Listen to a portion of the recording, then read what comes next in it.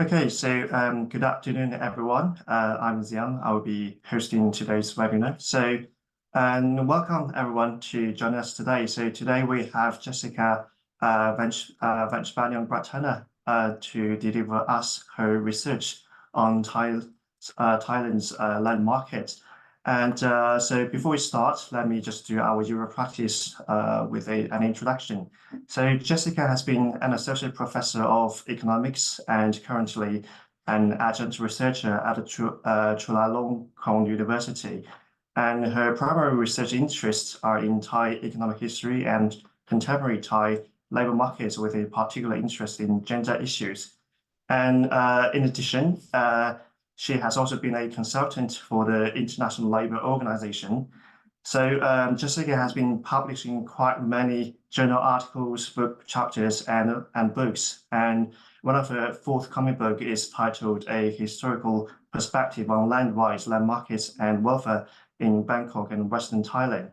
So today, as you can see later on from the slides, Jessica will talk about her study, the impact of the 1901 Land Title Deed Act on Bangkok's urban land market. And as our usual practice, you will be able to leave your questions and comments in the Q&A sections, and later on, I will just read them out in the Q&A session. So the talk will last approximately 1 hour long, and later on, we will have our discussant to give his comments on Jessica's presentation.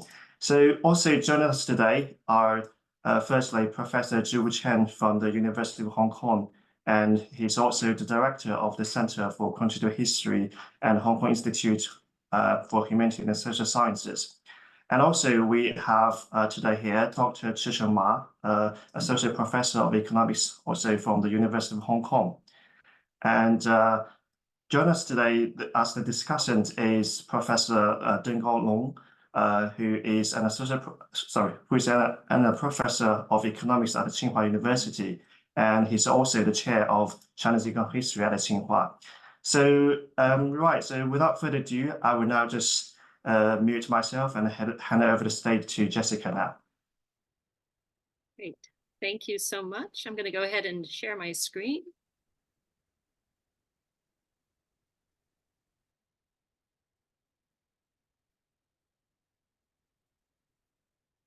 Hopefully you can see that. If you can't, please let me know. Oh, whoops, we're not. Back to the beginning. Okay, thank you so much for that introduction. I wanted to, first of all, thank Zhu Chen and Chicheng Ma for the invitation to come speak at this seminar.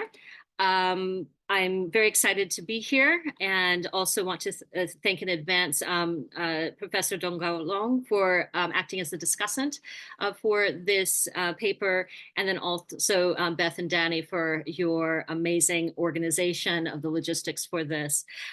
This particular paper is a part of a larger project that was started actually over 10 years ago. This is the should be the final bit of this project that I'm working on, and hopefully can get published sometime soon. And this is a larger project that's been funded by the Thailand Research Council. So I want to certainly make a shout out to them, as well as the Faculty of Economics, who have provided funding over the years for this larger project. So this particular paper is the impact of the 1901 Land Title Deed Act on Bangkok's urban land market. I'm going to start with just a very brief context, and I'll get into the historical background in a bit more detail coming up. In terms of the context, Siam's government adopted a Western Land Code through the 1901 Land Title Deed Act. And in this adoption, they specifically adopted the Torrens system of land administration, which was a common land administration system for Commonwealth countries at the time. This had the impact of centralizing land registration under a new department called the Department of Lands. It replaced traditional secure usufruct land rights that were associated with agriculture with fully transferable private property rights, and removed agricultural land use restrictions from ownership rights. So these are kind of the main things that this particular law changed in terms of land rights. And so this brings up the research questions. So did the adoption of a Western land code lead to increased land market activity in Bangkok in the early 20th century? And then secondly, did the types of land that were transacted change with the removal of those land use restrictions? This paper is related most closely with the literature about property rights or secure property rights and economic outcomes. There's been several papers on land rights and the economic outcomes, including increased investments in agriculture.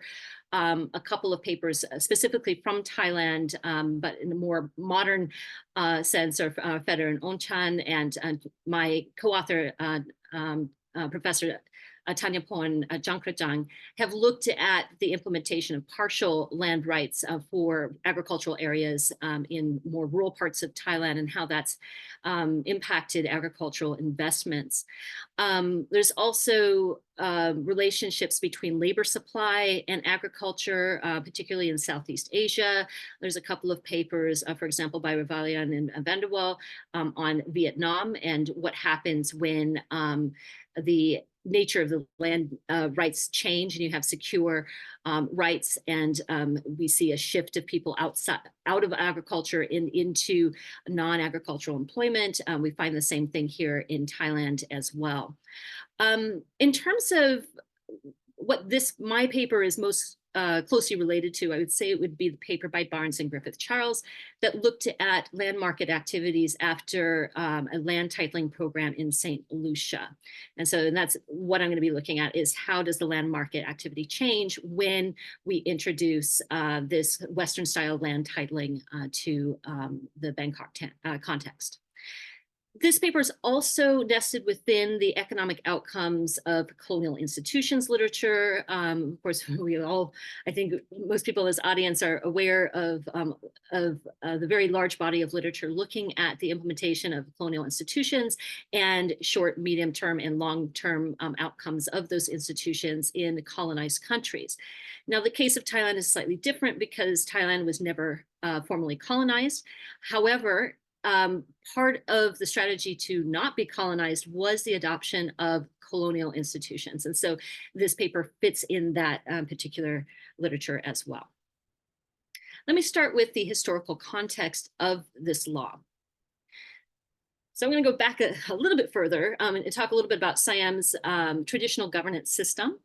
It was very typical of the Southeast Asian mandala system, where there is a strong control in the center. So Bangkok was the center of administration in Siam, and it had direct control over Bangkok proper and then some provinces around Bangkok. But once you kind of get, a day's worth of travel outside of Bangkok, then the control becomes a little bit more tenuous. And so you see semi-autonomous areas and then also autonomous areas that are part of Siam.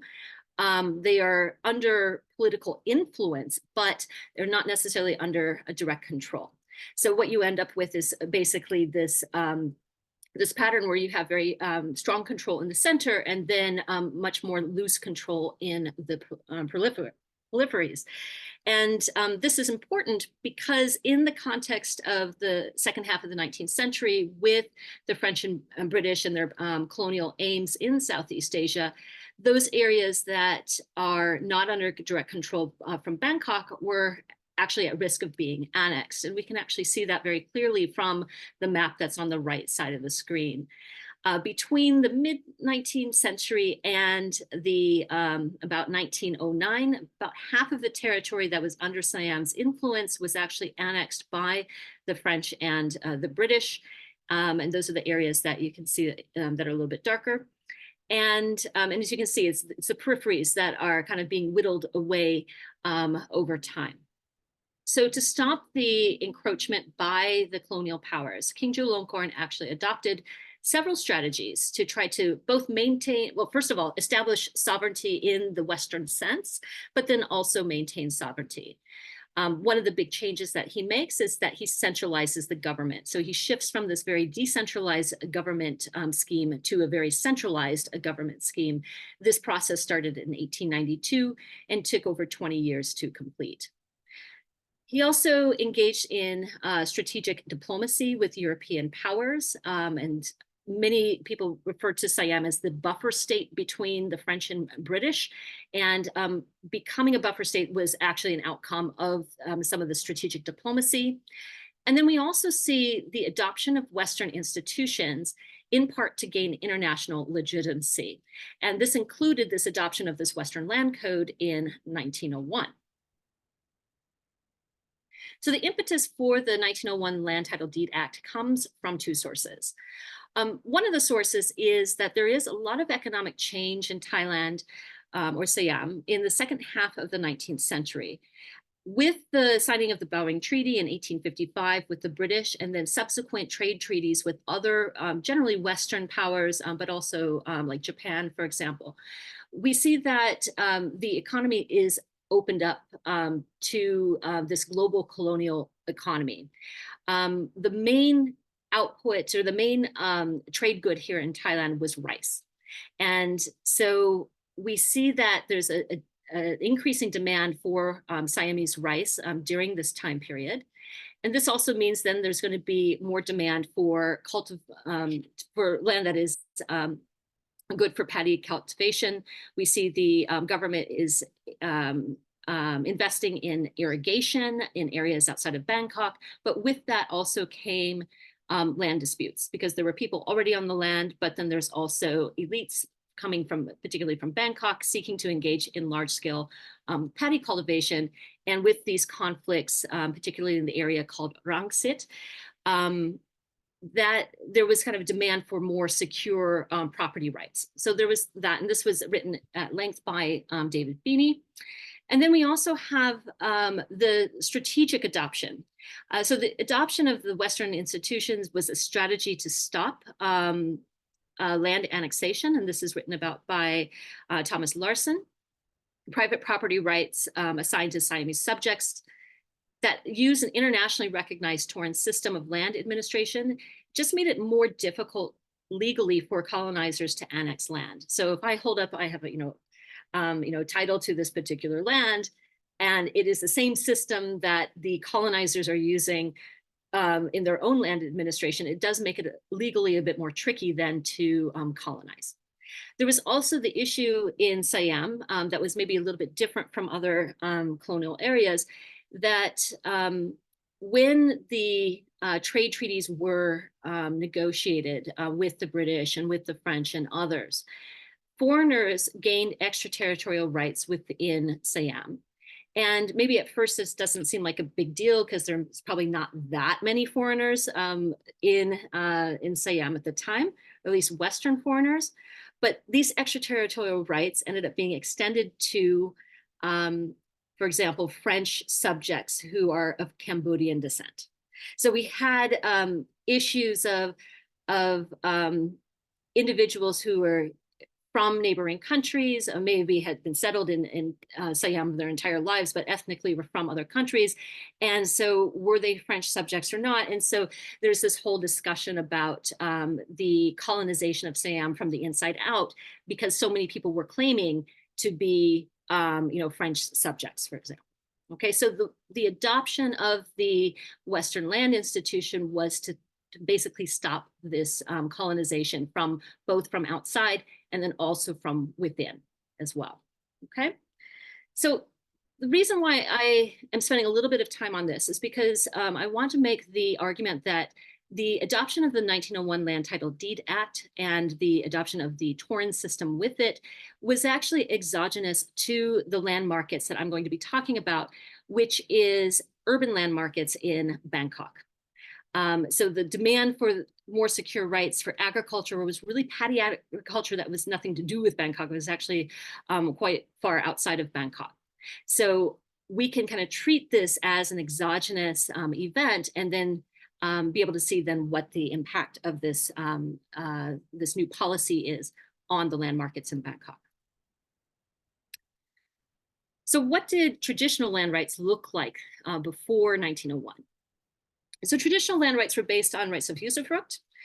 Land deeds were issued to cultivators who that you could go and claim land. If you cleared it and proved to the government officials that you could make it productive within 3 years, then you would be basically issued a land deed for that property. So as long as taxes were paid annually, the owners had the right to use the land for agriculture, and they had to use it specifically for the agricultural activity that was stated on the land deed, which was generally paddy agriculture, orchard agriculture, or garden crop agriculture. They could also use land as collateral. They could also transfer properties to new owners through sales or bequests. So my previous work with Professor Tanya Pon, we actually found that traditional land rights in Thailand were quite secure along most dimensions. And this is a little bit opposite of what other previous scholars have found. Previously, it was assumed that land rights were not very secure, that traditional rights were not looked at by government officials as official, that kind of thing. So when you read the literature in the past, it does not actually match what we found in our own research about land rights prior to 1901. What we find is that expropriation risk is quite minimal, and this was evidenced by the fact that people were cultivating long-term crops, such as orchard crops. And then also there's evidence of compensation for eminent domain. So we don't see the government just coming in and taking land from people without compensation. Secondly, insecure or ill-defined property rights were unlikely, given that there was a systematic system of record keeping. It was a bit decentralized because different types of land were with different departments and government institutions. And so it was systematic, but within each department. Okay, so it wasn't centralized, it was very decentralized. We also find evidence of formal arbitration of disputes. And we also see the right to use land as collateral. There's plenty of evidence from the land deeds that I use in this study itself. And we see that this was given, the use of land as collateral is actually written in law, and we also see this observed in practice as well. Even though the rights were fairly secure, there was still this risk of deed loss due to the lack of crop maintenance or changes in land use. So as I mentioned before, in 1901, King Chulalongkorn enacted the Land Title Deed Act, and this was primarily a political tool for keeping the British and the French from encroaching further on Siam's territory. It introduced the Torrens system of land administration with titling based on cadastral survey, and it established a newly centralized authority to oversee land administration. So before it was very decentralized, and then all of a sudden it kind of all came together and all land transactions were through this new Department of Lands. And it changed the nature of property rights. So we went from this usufruct right to this fully transferable private property right in land in Thailand. So this brings me to my hypotheses, and I'm going to kind of base my hypotheses based on Ostrom's work, where she defines 5 aspects of property rights that are relevant to land use, including access, management, withdrawal, exclusion, and alienation. So access is the ability to access your land without interference. Management means that you have the ability to make decisions about land management, about investments in irrigation and things like that. Withdrawal means that you can harvest produce from the land and not be inhibited by somebody else. Exclusion means that you can exclude others from accessing or utilizing your land. And then finally, alienation is where the landowner can transfer land rights through a sale, a rental contract, or inheritance. So according to Ostrom, the more aspects that are covered by a private property rights scheme, the more secure the property right. So if we look at the traditional land rights for Siam, we can actually see fairly clearly that the first 3 first three things, the access, the management, and withdrawal, those rights are actually absolute under the traditional land rights scheme. However, exclusion and alienation are not fully developed in this traditional land rights scheme. In terms of exclusion, landowners could exclude third parties if the owner continuously used the land as specified in the land deed. That means that they had to continuously cultivate paddy, orchard crops, or garden crops. If they did not, if they let's say that you start to get old and you're no longer able to take care of your land, somebody else could come in and actually start cultivating the land for you and then claim that land for themselves. So they can actually petition the government for the land. There is evidence of this, rare, but it did happen. I have seen evidence of this in the primary data that I use. And then we've also seen this in some of the court cases that we've looked at. When I say we, Professor Tanya Porn and myself. The other thing is that if you wanted to change, let's say you're cultivating durian and you decide you don't like durian anymore and you want to open up a rice mill on your land, you can't do that under the traditional land rights scheme, because the deed says you have rights to the land only for cultivating the fruit trees and not for other types of commercial ventures. So if you did change the land type if you tried to change the land use, somebody could actually come in and say, hey, you're not doing this right, and I'm going to basically kick you off so I can continue cultivating the durian trees. Okay, so that's why exclusion is not absolute. In terms of alienation, this was limited in the sense that land transfers could only occur if the receiver agreed to the agricultural land use stated in the original deed. So if the deed says that this land is used only for orchard agriculture, then the buyer has to continue using it as an orchard. They can't buy the land and then turn it into a rice mill or a sawmill or open a small shop. Okay, so that's why alienation is slightly limited. So just to summarize and put this all together, before 1901, we have usufruct rights in land. These were transferable rights, but there was a risk of loss due to the lack of crop maintenance or if you decide to change the land use. After 1901, we have the introduction of full private property rights in land. Again, these are still transferable rights, but we have the reduced risk of deed loss since ownership is no longer tied to agricultural land use. And then because of the agricultural land use is no longer sort of this limiting factor, we have this increased pool of potential buyers who could use the land for other uses. So the reduced risk of the loss of the land should lead to diversified potential productive activities, which I hypothesize should increase the land market activities, particularly in Bangkok's growing commercial or this non-agricultural area. Okay, so those are the main hypotheses. So just to, again, to say this succinctly, the enactment of the 1901 Land Title Deed Act will lead to increased land transactions, and then properties with characteristics conducive to non-agricultural commerce and trade activities will have relatively more transactions after 1901, and particularly, these non-agricultural commerce and trade characteristics would be properties that are in more urban areas, and then also properties that have close proximity to rivers and roads, which are important to commerce activities in Bangkok during this time period, but not at all important to orchard cultivation. Okay. Okay, getting to the fun part, the data.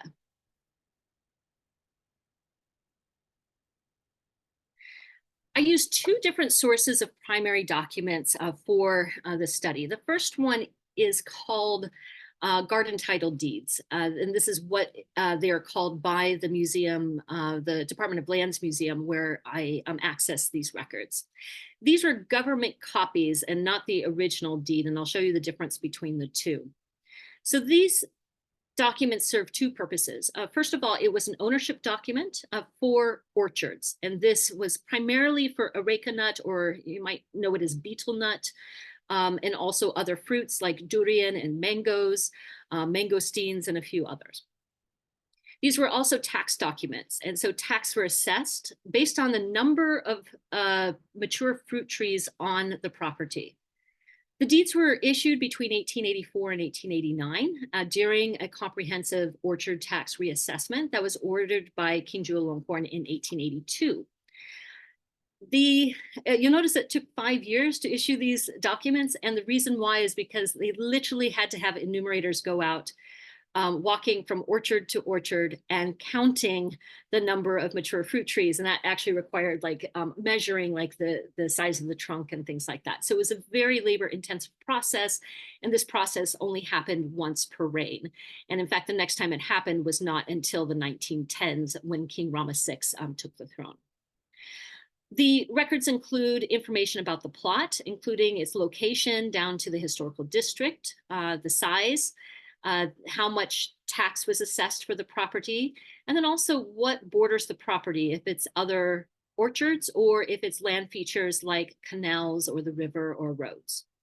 There's also some information on the owner characteristics, such as like the social class, whether it's a Thai commoner, somebody who is a part of the nobility or the civil servant class, or first generation Chinese men. There's usually information on gender as well as marital status. So this is what one of these deeds looks like. You'll notice that there's two sides. The side on the right is the part of the deed that was actually given to the landowner, and it has all of the relevant information. So on top would be like the name, the information about where the plot is located. And then in the middle section, as you can see here, the middle section is the enumeration of the trees. And so I can actually see that there's 25 areca nut trees of type 1, for example. So they counted the number of trees and then added up the taxes based on that. Then they took all this information and then transferred it to the left side. And so this is actually the government, it's almost like the government photocopy of the information that's in the deed. And this is what I had to work with that was in the Department of Land's museum. Unfortunately, the full deeds on the right hand, which had all of the enumeration of trees, I've only seen 2 examples of this in existence. And so most of the time I don't have information about exactly how many trees are on the property. But all the rest of the information is actually transferred over to the government copy that's on the left. And I did actually find this left side actually does match the right side. You can see it has this serial number here, and it actually does match up. So that was kind of fun to find the other half of that deed in the data set. So just to go quickly through the information that they have in the land deeds, at the top we've got these registration numbers. The number in red is actually a unique identifier. And from those, I can see that approximately 50,000 of these deeds were issued in the 1880s. This gives information about the district and the province, the number of contiguous plots, which is not an exact measure, but is actually measured by how much manpower is needed to cultivate the plots. Land measurements in the 4 cardinal directions, as well as the properties or land features that border the property. So in this case, there's in 3 directions, there are other orchards, and then in one side of the property is actually bordered by a clong or a transportation canal. We have the annual tax assessment, and then we also have information on the owners. So in this particular one, I can see that it is a father and child. I don't know exactly the sex of the child. I think it might be a little boy, but that information is given by the names and the prefix and the suffix of the name. And then finally, we have the registration date of when the deed is entered into the system. In addition, if the property is transferred to a new owner, there'll be additional comments at the bottom of the deed. And so on this particular deed, we can see the names of the transfer owners. So this word out front, it says own, this means to transfer. And in this case, I think there's 5 new owners that actually take over this property.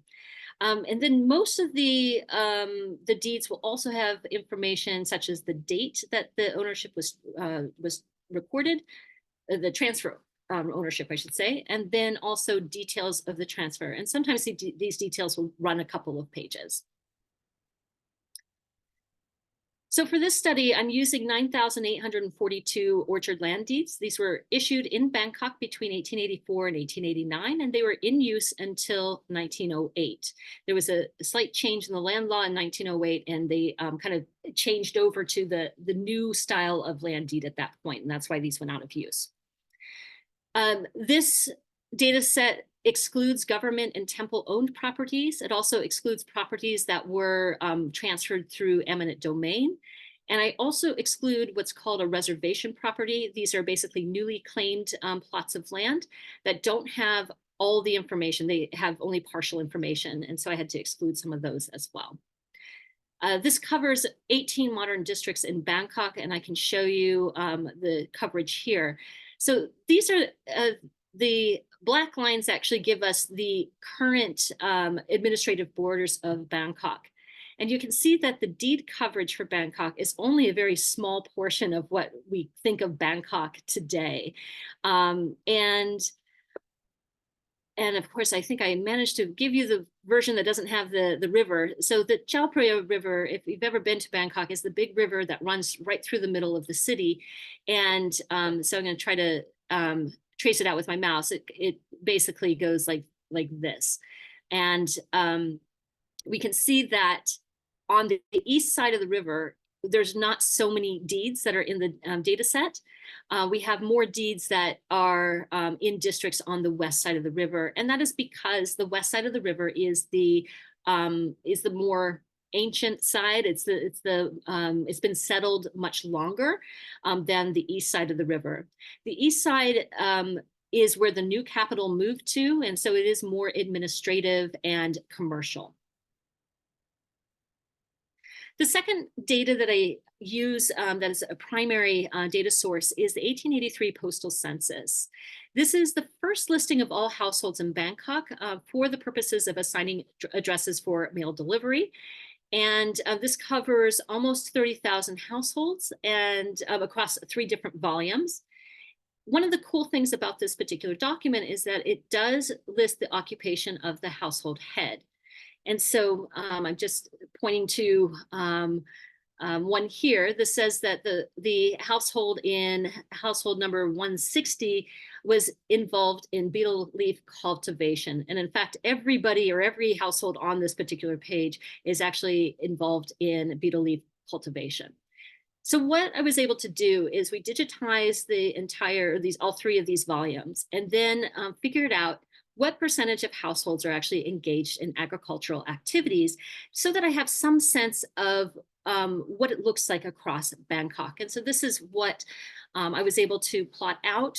So again, Bangkok at that time did not include the eastern part of what we think of Bangkok today. It was mostly right along the east side of the Chao Phraya River and then the western part of the city. We can see that there's a lot more agricultural cultivation on the west side of the Chao Phraya River, and on the east side where we have more like administrative and commercial things going on, there's not as much orchard cultivation. So this is actually specifically orchard cultivation. I do want to just point out this little box right here because I have a land use map from 1896 that corresponds to that little spot. And so this actually really corroborates what I find in the postal census when I plot out agricultural activities by household. We can see that this is very administrative. This is the Grand Palace here. And there's a road here that is going down. This is Chulalongkorn Road, one of the older roads in the city. And all of this is commercial area. This is where a lot of the international trade takes place. This is where a lot of the embassies are located and so on.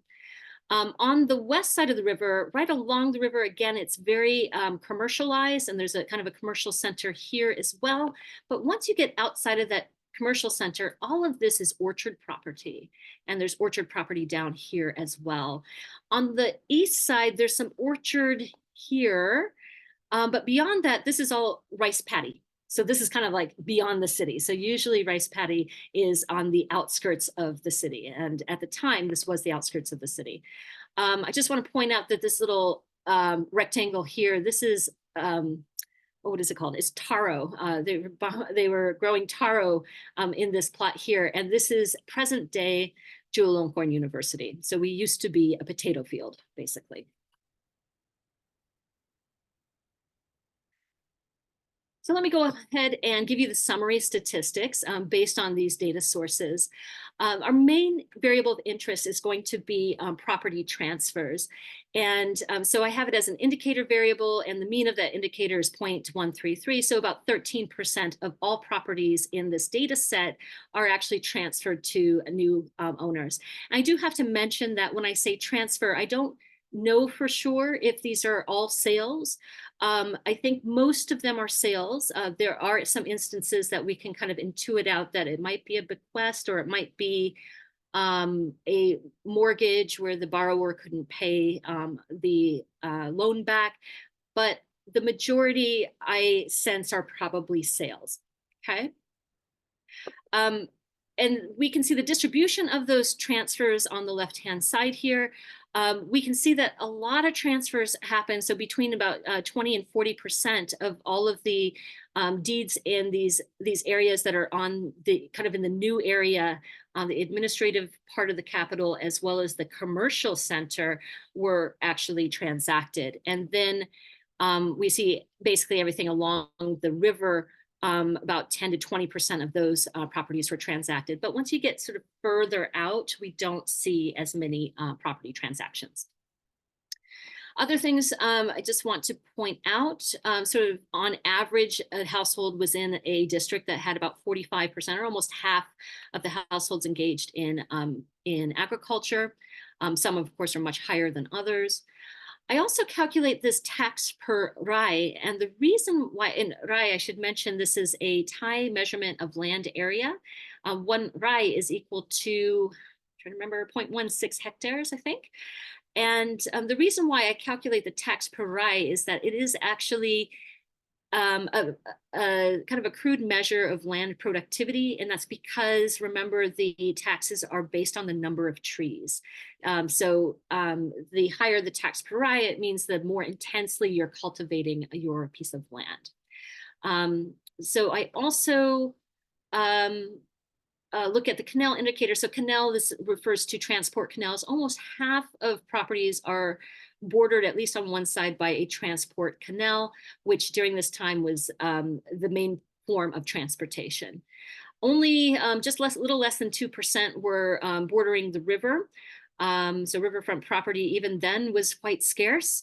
And then we had about 6% of properties that were bordering a road or a bridge, 6% that were bordering the village, or sort of like a population area or a temple, and then about 12% that border irrigation canals that are needed for agriculture. So I'm going to I would say that the macroeconomic variable. So one of the things I do want to do is control for macroeconomic conditions, which is very difficult to do with Thai data because we don't have estimates of GDP or GDP per capita during this time period on an annual basis. We also don't have good population statistics on an annual basis during this time period as well. However, we do have good information about rice exports on an annual basis. And this is, since rice was the main export, it was really the main good that was traded in the economy, both domestically and internationally. It should be very much so related to the macroeconomy and sort of the health of the macroeconomy. And so that's why I use this particular measure as my macroeconomic variable. And then finally, I just wanted to give an indication of what the timing of transfers looked like. So we can see when the deeds are first given out, because they're mostly given out between 1884 and 1889. There's not so many transfers during that period, and then it kind of picks up. But we see this spike here in 1902 and 1903, 1904, 1905. are still very, very high as well. And then we have the phasing out of these deeds after that. Methodology. So I got 20 more minutes. I think I'm on schedule here. So the goals here are to find a relationship between the enactment of the 1901 Land Title Deed Act and the probability of a land transfer, and then also relate property characteristics to the probability of land transfers before and after 1901. So the main dependent variable is going to be a transfer. So our unit of observation is the property, and it equals 1 if the property is transferred and 0 otherwise. The independent variables that I use in the analysis is a policy dummy variable for time periods that are 1901 or after. Also calculated from the 1883 postal census, the prevalence of agricultural activities in the district that the plot belongs to. And then also property characteristics from the deeds itself, including the agricultural productivity proxy, tax per rai, the area, whether it borders a transport canal, the river, a road, or an irrigation canal, or a temple. I also have some controls for the owner characteristics as well. And then again, where I can, I will also control for the macroeconomy. So I do this in kind of 3 different steps. I'm first going to do a visual exploration. I'm looking at the cumulative percentage of properties that are transferred over time by plot characteristic. And then I will do some regression analysis starting with Probit, and mostly paying attention to this 2-period model that I construct, sort of the before and after, and trying to figure out what the direct effect of the policy is, and then if there's interactions between the policy and the property characteristics. And then finally, I finish with a Cox proportional hazard model. So I am measuring the instantaneous hazard rate of a transfer of plot J at time t, where X is a vector of variables containing the policy variable, the proxy for macroeconomic conditions, which is our rice exports, prevalence of agriculture, plot characteristics, owner characteristics, as well as a set of interaction terms with the policy variable. And then beta X is our vector of coefficients that are estimated from the data. I also have 2 time varying covariates. So this is why I use the Cox model. One is the policy variable, which is equal to 1 in all of the periods that are 1901 or after. And then also this macroeconomic variable of rice exports, so that I can control in every single year what the economy is doing. So there's 9,842 subjects, and there's 1,309 transfers, which are our failure in this case. And each property is observed annually from the registration date until either the property is transferred to somebody else. And right now this is set up as single failure. There are properties that are transferred multiple times. And I've been kind of working on that, but have not finished the estimation. So right now this is single failure data, which means that these are more like conservative estimates. And then so it's either transferred or it falls out of observation when it's censored in 1908. So the total number of plot year observations is just over 200,000. Okay, so here's the results. This is just the visual inspection. So what I wanted to see is, do we actually see this acceleration of transfers after 1901? And I mentioned earlier about 13% of all properties are transacted, and that's exactly what we see in 1908. We're up to 13%. And we also see that in 1901, that clearly the trajectory of these transfers is going upwards. And so there's certainly more transactions that are happening after 1901. In panel B, I'm looking to see, does this differ? So are there relatively more transactions after 1901 with properties that are in more urban areas? So the black line is for properties that are in districts that have fewer than 25% of households in agriculture. Okay, and we can see actually, yes, there is this divergence between more heavily agricultural areas and less heavily sort of more urban areas. So properties in the more urban areas of Bangkok are transacting at a relatively higher rate than more agricultural areas after 1901. We see the same kind of pattern for properties that border the Jiaopaya River, as well as bordering roads. So we can see that over the whole period that if you have a property that is on the river, it is more likely to be transferred than ones that are not on the river. But again, in 1901, this trajectory goes up higher or faster than the other properties. And so it does seem that that this matters. And again, the river is really important for trade and commerce. It is not important for orchard cultivation. And we talk about this at length in one of our earlier articles, we, again, being myself and Adjunct Tanya Porn, so where we talk about the fact that the rivers are really not very useful for orchards. And the same thing goes for roads. And I find this one really interesting because there's really no difference in the transfer rate between those properties that are on the road versus those that are off the road. But after 1901, if you have a roadside property, you're much more likely to be transferred than if you have a property that has no road access at all. And roads, again, these are very new additions to the infrastructure of Bangkok, and these are the commercial centers in Bangkok. Also look at transport canals, which are actually important, very, very important for agriculture, and it's also important for other commerce and trade activities. And there's actually no difference. And in the paper, I talk about the fact that the hypothesis is ambiguous. I don't know which way it will go, and there's basically no difference between properties that border the canal versus the ones that don't. And then just the last thing I wanted to look at, it was sort of like very productive agriculture properties versus not so productive agriculture properties. And we do find that the ones that are in quartile 4, sort of the most productive, are in fact transferred at the highest rates. 1901, there seems to be maybe slightly more, relatively more for the very productive properties, but it's not a huge impact. So those are, again, these are the ones that are more agricultural related. Okay, so that was our visual inspection. So what I want to do is to see if we see this hold up in the regression framework. And so this is probic regression.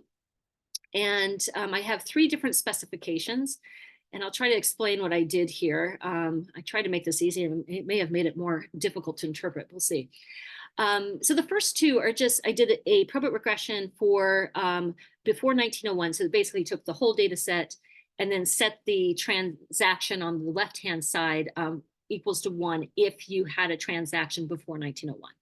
And then column 2 is exactly the same, except for the transaction variable or transfer variable on the left-hand side is equal to 1 only if you're transacted after 1901.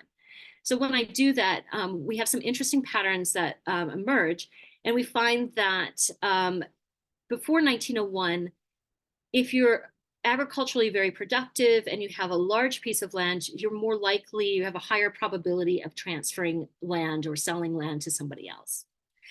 Whereas after 1901, we actually see the opposite. So there's actually no impact or no relationship with land productivity, and larger pieces of land are not being transacted as much. We also see that in areas that are highly agricultural, they're less likely to be transferred after 1901. Okay, so it does seem that really good agricultural land is not what people want after 1901, after the taking out the land use restrictions. We also see that in both periods, before and after 1901, being on the river is related to higher levels of transactions. That is exactly what we saw in the visuals that we saw a moment ago. But we also see that if you're bordering a road, it doesn't matter before 1901, but after 1901, you have an increase of 5% probability of having a transaction if you're on a road. So I forgot to mention these are marginal effects. Okay. The third specification. This is actually one regression with the policy variable. So I have basically a panel sort of before and after. So there's 2 observations for each property.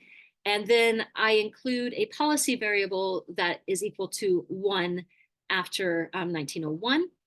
And a set of interaction terms. So I interact each of these characteristics with the policy variable to see if there's any sort of difference in the probability of a transfer based on specific characteristics. Now, the thing that's a little tricky for the interpretation is that I have actually calculated the marginal effects for the combination of the direct effect as well as the interaction term. And so you can kind of interpret these as an after. And so it's comparable to what I have in column 2. So I hope that made sense. I, of course, looking at this now, and maybe that was not the best way to go. But anyway, so let me just, so the reason why I wanted to do it this way is because I wanted to see what is the direct impact of the policy. And with that dummy variable in there, we see that there's approximately a 9% increase in the probability of a land transfer after 1901 across all types of properties. Okay, so that was one of my hypotheses, that we're just going to see more land transactions after 1901. And so that's supportive of that. We see exactly the same patterns that we saw here when I split up the regressions. We see that the productivity of the land matters before 1901, but does not after 1901. We see properties that are in highly agricultural areas are less likely to be transacted after 1901 compared to those in more agricultural areas. And then finally, we do see that basically the same pattern here, that if you're on the river, both before and after 1901, you are more likely to be transacted. And for being on the road, you're only more likely to be transacted after 1901. Okay, so these were kind of reinforce each other. Okay, these are the Cox results, and I've kind of done this in a few iterations. So I have in column 1 the uncontrolled model, where I just put in the policy variable, and without any other controls, we see that after 1901, a property that the instantaneous hazard ratio is about a little more than 4.5, so you're about 4.5 more likely to be transacted in every period after 1901. That attenuates a little bit when I start adding in our controls. So again, this is where I can put in the macroeconomic control, because I'm actually looking at observations year by year. And as I expected, the more activity there is in the rice industry, the more land market activity there is, and which makes sense, because if you're producing more rice, you're going to need more property in Bangkok for doing trade, for setting up rice mills and things like that. So, and of course, there's just going to be adding more money to the economy as well. So those two things are positively correlated. We see, once I control for everything, I'm going to look at specification 4. So again, this is comparable to my interactive version of the probit. I have my direct effects, which are kind of a before 1901, and then the interactions with the policy variable. And again, I've done the math so that I can interpret this as the after effect. We see that properties that are more highly productive agriculturally are more likely to be transferred before 1901, and the same with the larger properties. For properties that are in places that are highly agricultural, we can see that this hazard ratio is less than 1. And so it actually means that you have a reduced hazard of a transfer after 1901 if you're in a highly agricultural area. But we still see that more productive agricultural land is actually more likely to be transacted. So it's a little bit different from the probit results. But again, it's not that land couldn't be used for agriculture after 1901. It's just that it could be used for other things as well. And then finally, we get these very large hazard ratios for bordering a river and bordering a road. So that does seem to be very important, a very important predictor of whether or not a property will be transferred. Okay, so the main findings is that the probability of a land transfer is greater after 1901. And the characteristics important for other commerce and economic activities, such as rivers and roads, are definitely associated with higher probabilities of transfer in Bangkok after the introduction of private property rights in 1901. Properties that are located in more urbanized areas are also more likely to be transferred after 1901. And then the characteristics important for orchard cultivation, which I would argue are access to the canals and the irrigation canals, are actually not significant. And then finally, we do see that property transactions are in fact correlated with the macroeconomy. So when things are good with the rice trade, we also see that the market picks up in Bangkok as well. So the conclusions, 1901 Land Title Deed Act, this was primarily enacted as a part of a multi-pronged strategy to avoid outright colonization. And despite its strategic origins, the 1901 Act did have tangible impacts on the administration and the nature of land rights in Siam. This resulted in accelerated land transactions after 1901. And we see relatively more land activity after 1901 for properties with characteristics that would be important for non-agricultural trade and commerce activities in Bangkok, meaning that they're located more in urban areas, they border the river, border the roads. And this is where, so as I showed you on that map, this is where we see shops set up, small manufactories set up, rice milling, sawmilling, and trade houses as well. And so it's very consistent, or the picture that we're getting in this first decade of the 20th century is very, very consistent with land being transformed into non-agricultural commerce and trade activities in Bangkok. Okay, I think that is the end. Thank you very much.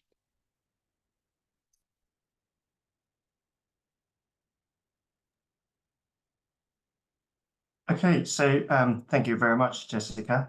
It's really rich of a lot of information. So what I'll do now is that I'll be inviting Professor Deng Long to share with us his comments on this presentation. And I think it's likely with a focus and perspective on the Chinese case and how make a comparison with the Thai case with the Chinese property rights.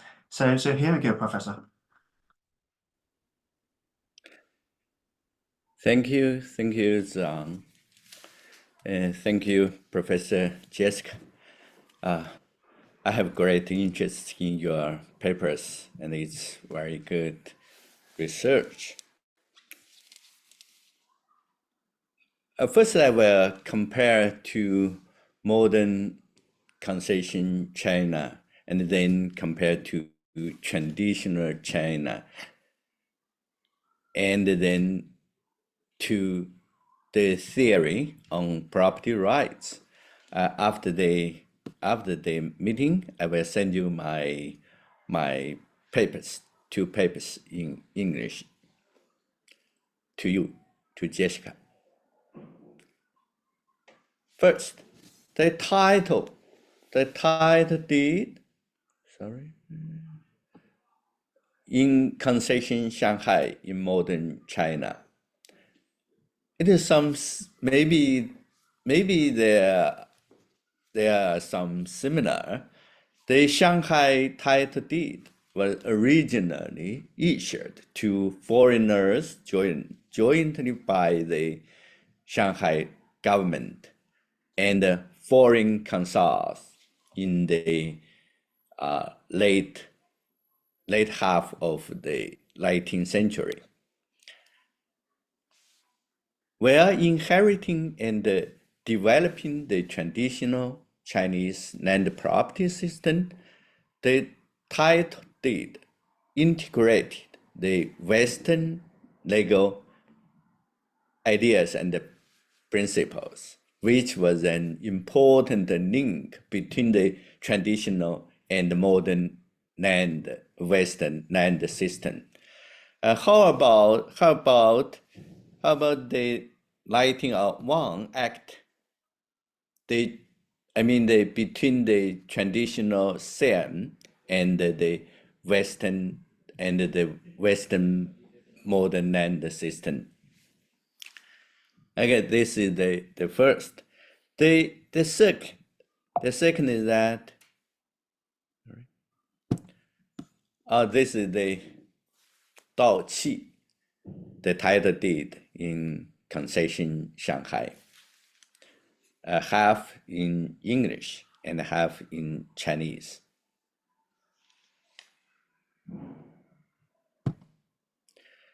The second,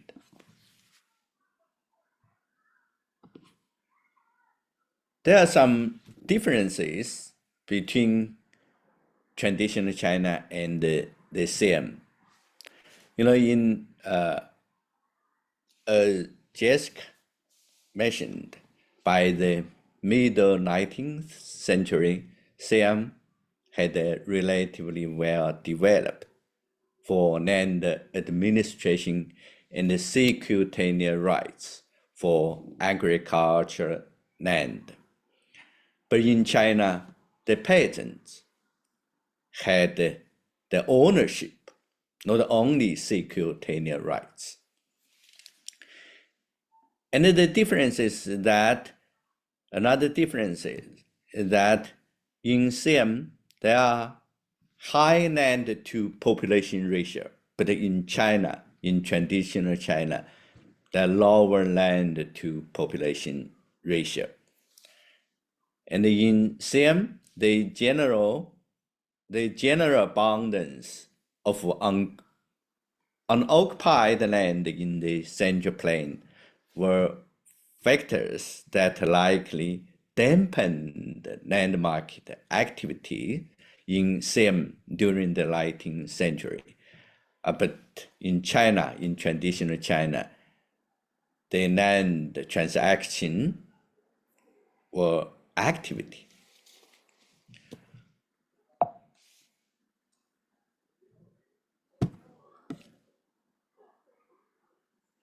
And then from the traditional Siam, from CQ usufruct to transferable private property rights, Professor Kenneth Pomeranz also said that in China, the tenants also seek tenants in traditional China. Okay. And Professor Jessica said the lifting of agricultural land use restrictions resulted in relatively more property transactions in non-agricultural areas and next to the river and roads, which were important for commerce and trade, but not agriculture. Also in Shanghai, the urbanization pushed the transactions of the title deed in the concession areas.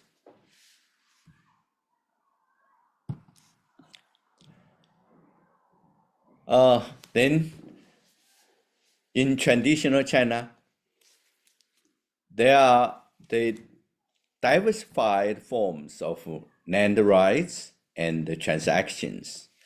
The forms of land rights transactions in traditional Chinese society were very diverse, and peasants could choose from a variety of forms of land transactions, such as talents, pawn, and mortgage. And the redemption mechanism of 点, that means conditional sales, and 活卖means revocable sales.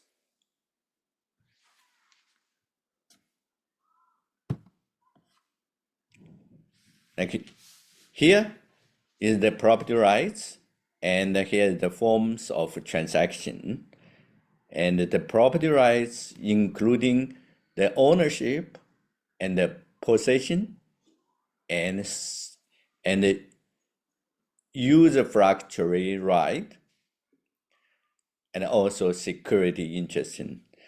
And the forms of transactions include final, the sale, final sale, and the revocable sale, and the possession it is a swap between money and land, and the usufruct right, including lease with deposit.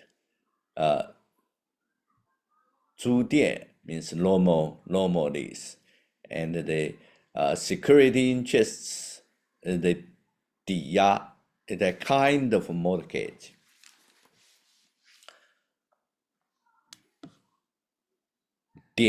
Rent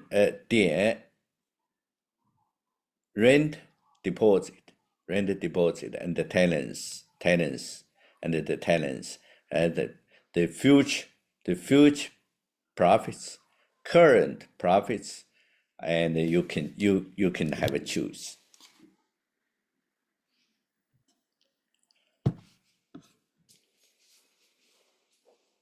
Here is 11 contracts between 1812 to 1913.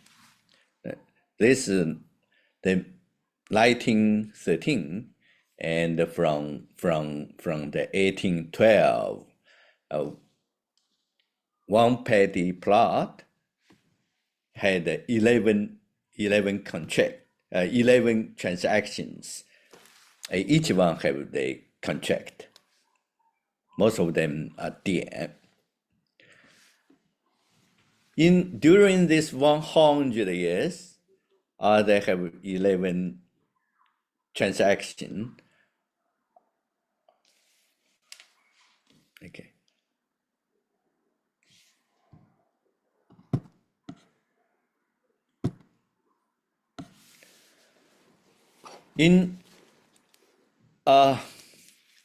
This is a transaction of one mounting transactions from Song Dynasty to Ming Dynasty. In 1260, 1460, and 1580, there are three transactions, and that means maybe there are some differences between the orchards and the paddy plot.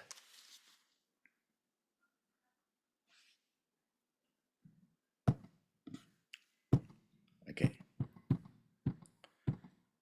So it is clear in traditional China, the property rights is clear, and the transaction is good.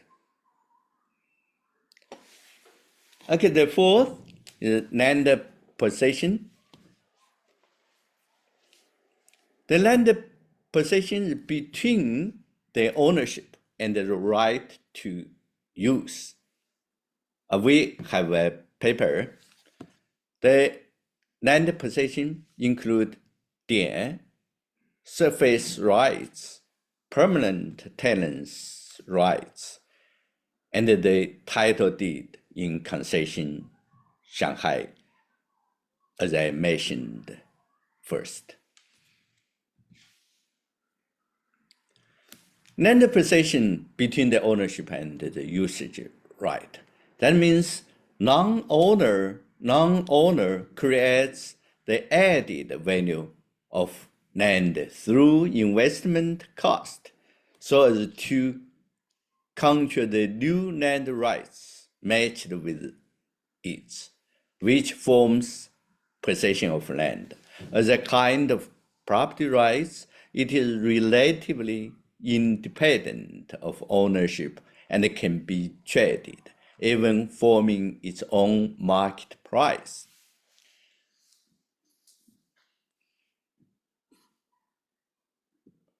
The research on possession of land enriches the theory of property rights. I guess that the property rights in traditional Siam, maybe it's a kind of possession because the ownership belong to the government, but the peasant can have transferable the land. About the Shanghai title deed, the property rights of Shanghai title deed gradually transcended the initial right of land use, but the deed application did not result in the transfer of ownership from the original owner to the rent. Instead, the property right of the deed owner to enter the market independently based on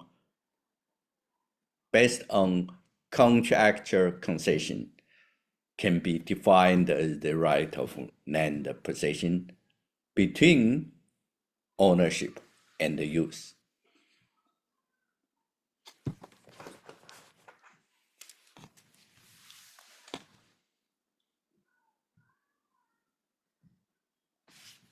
Look, we can find the ownership is sole, one ownership, but maybe you can have several possessions and one or two usage. This is the ownership, and in the middle is the possession, and the usage, in the right.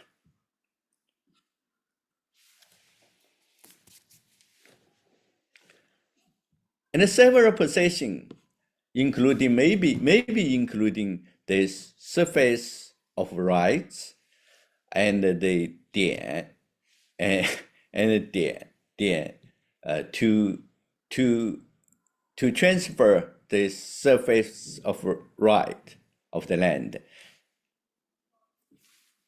Okay.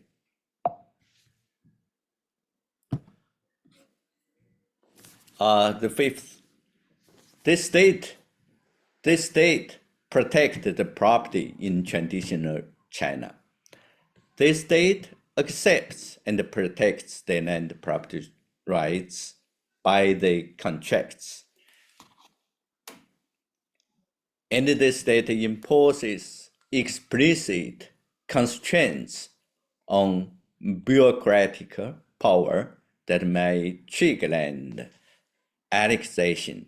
For example, the rule that bureaucrats were not allowed to purchase land and property within their jurisdiction was a binding institutional arrangement by the principal and the agent, that the emperor and between the emperor and the bureaucrat against incentive incompatibility. This is the cadastral documents in the government, local government. It seems it looks similar with the Siam cadastral document. Look, there are also the location and the alarm.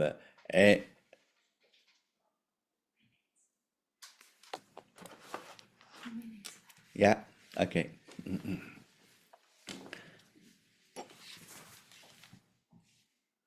And also can transferable. And then the new ownership, instead the old ownership. Look, the old one was cancelled. Okay, I have another question that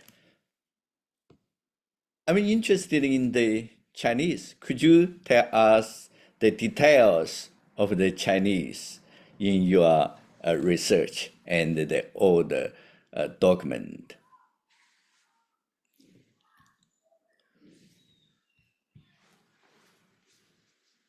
Okay, I hope to visit the Lands Museum in Bangkok, and also welcome to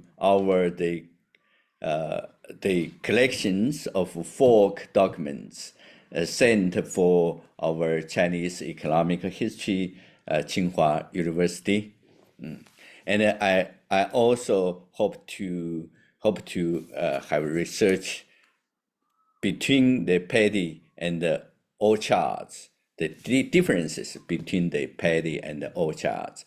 Okay, thank you.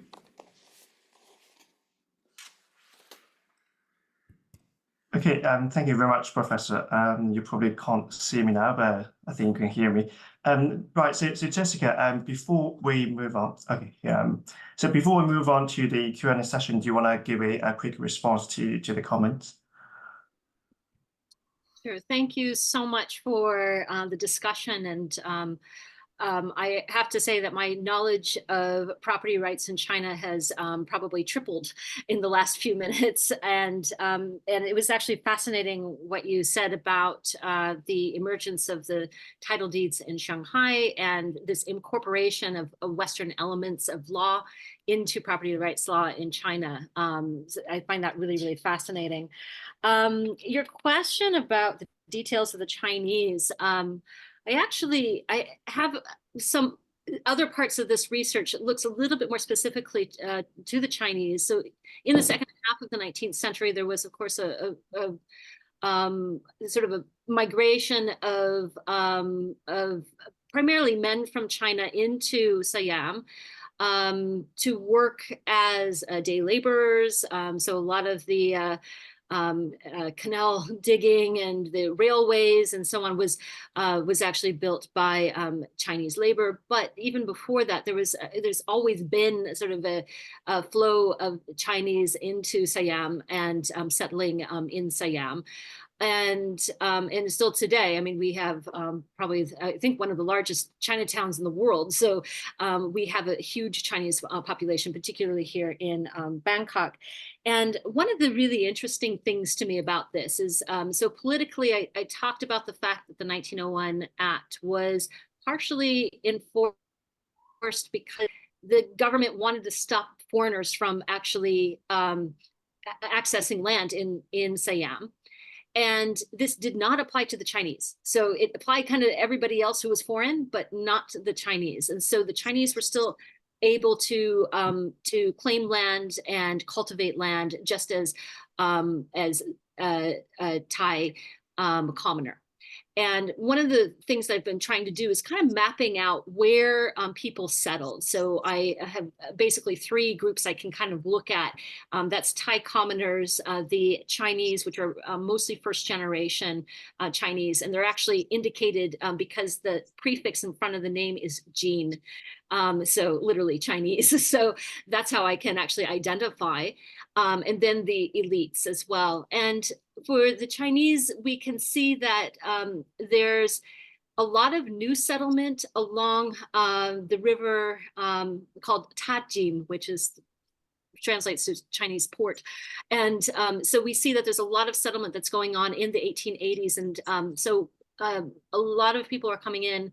They are claiming land. And I also do some work on what does that mean in terms of welfare and how much can you make from a property. And really during this period, you can do quite well and support yourself and your family. And this is part of the reason why Thais were not becoming day laborers because it was much more lucrative to cultivate orchards than it was to become a day laborer in Bangkok. So I actually see the land settlement scheme in Siam during this time as a way for migrants from China to kind of settle and get ahead. So that's kind of an interesting thing that I found, and I haven't completely fleshed this out, but it's certainly there. It's actually in one of the chapters of my book. In terms of visiting the Department of Lands Museum here in Bangkok, it is currently closed. So I managed to get data before it closed, although the curator is still at the Department of Lands. So if you ever do come down, let me know and I will introduce you to Kun Bird. But they actually closed the museum partially because they rented out that space to a neighboring school, unfortunately. I thought it was a fascinating museum. So yeah. But thank you so much for the comments. Yeah, thank you so much. Thank you both. So now we'll just move on to the. Sorry, Professor, go on. Excuse me. Were there any conflicts between the traditional Siam system and the Western system? There were. Yeah. There were. So at least in sort of Bangkok proper, I haven't found so many conflicts because I think the land rights were so well defined even before 1901. It was kind of, they basically took the old deeds and turned them into new deeds. And so there wasn't sort of this conflict. It was more for land that was being newly settled, that there was conflicts between traditional land rights holders and people coming in and claiming land sort of on top of them. And that's because in Bangkok, the land rights system was implemented almost 100%, fairly quickly. But outside of Bangkok, that was not the case. So I actually have data on sort of the coverage of land deeds across land in different provinces, and it is about 100% right in Bangkok and a couple of surrounding provinces. But once you get outside of that, by the 1950s, there were some places that still hadn't had any of their land deeded. And so you have this conflict between the law saying you only have rights to the land if you hold, basically you've had a cadastral surveyed and you hold a land deed for that. On the other hand, we have the traditional land rights systems that were more sort of locally administered, and those are kind of in conflict, because with the new land law, all of a sudden that's no longer recognized, at least sort of at this sort of Bangkok level. And so there are definitely lots of land conflicts, and that's something that we talk about, that I talk about in one of the chapters of the book, talking about sort of the origins of some of the conflict. Due to the fact that this land rights system was not evenly implemented across the country. Okay, so yeah, thank you. We will just now move on to the Q&A session, and given our limited time, we'll just prioritize the question from the panelists first. And yeah, Zhu and Chishan, do you want to make any comments, or do you have any questions regarding Jessica's presentation today?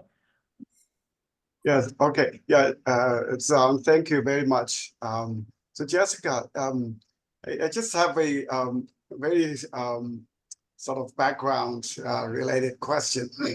So for traditional Thai society, were there like clan or lineage like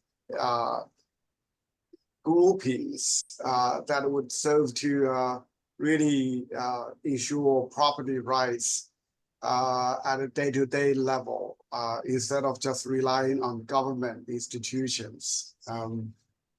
Or there may be gains or other sorts of social organizations that would serve to protect the property rights or land rights for families and so on. Yeah.